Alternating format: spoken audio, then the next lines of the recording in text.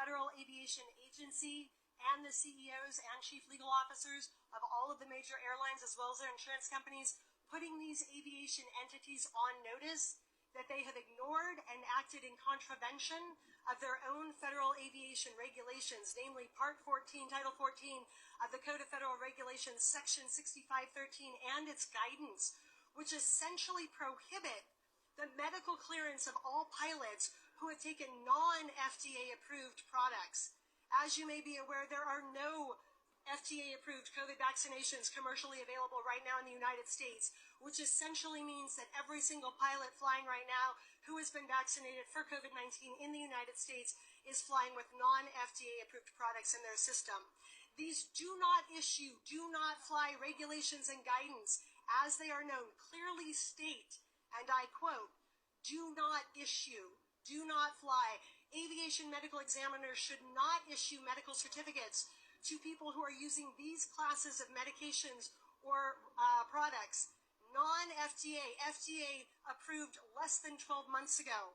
The FAA generally requires at least 1 year of post-marketing experience with a new drug before consideration for aeromedical certification purposes.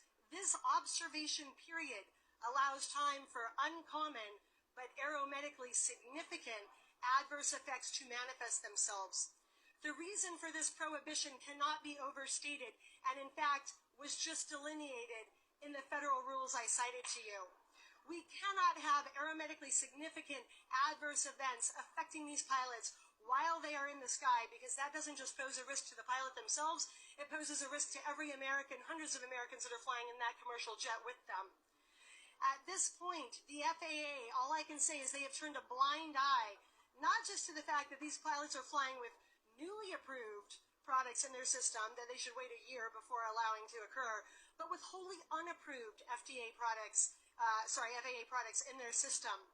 Worse, the FAA is allowing certain carriers to actually mandate these vaccines in violation of not just the regulation I just stated, but also black letter federal law, the Emergency Use Authorization Act, which prohibits any mandating of a product while it is still in the experimental phase. At this point, we are aware of aeromedically significant adverse effects that have occurred and will likely keep occurring with these pilot populations.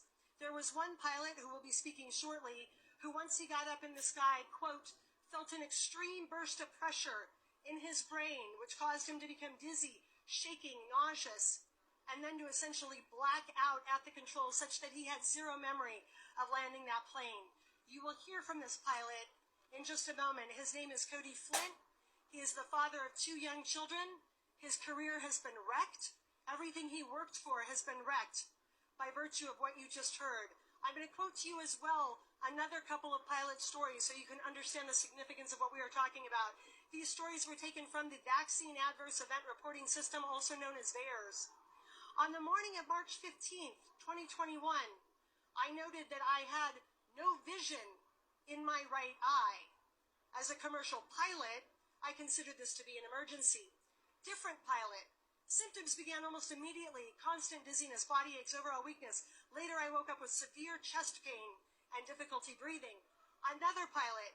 2 days after my second shot, I had a blood clot in my left arm, and 5 days later, a heart attack.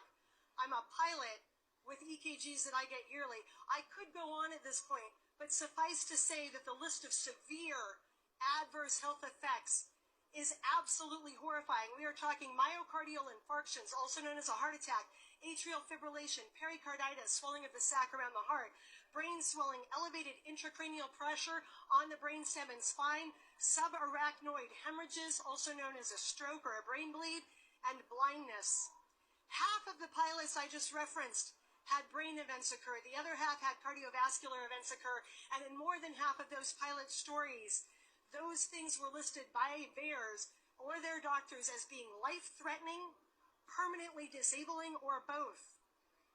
What I think we can all agree on at this point is that none of those things are health events that we would want our commercial airline pilot to be experiencing in the air. In the case of commercial pilot Will Wolf, he didn't want the jab. He felt coerced to get it by his large carrier based in Dallas, and he is now dead. His path to the grave began with a stroke. I believe what happened here, although I don't know, but I think the attorneys who are signing the 10-page letter that we are sending right now to the FAA that's being delivered as we speak, I believe what we are going to find out is that this administration pressured the airline industry and that the airline industry caved and ignored their own rules and actually violated the protocols and the federal regulations that would have forestallen the events we are now seeing. At this point, I would say it is impossible for the aviation industry to not know what I am talking about. But in case they are maintaining their ignorance, we are putting them on notice today. And by we, I mean Attorney Tom Renz, I mean Attorney Robert Kennedy Jr., I mean Attorney Mary Holland, I mean renowned cardiac surgeon Dr. Peter McCullough, I mean Dr. Ryan Cole, and I mean 2 military flight surgeons in the U.S. Army, one of whom was deployed 5 times, has a Purple Heart, a Bronze Star, and myriad other awards to his name. These people are sounding the alarm, and what they are saying at this point is this cannot be countenanced any further. I think the FAA is playing a game of Russian roulette and betting the farm on the fact that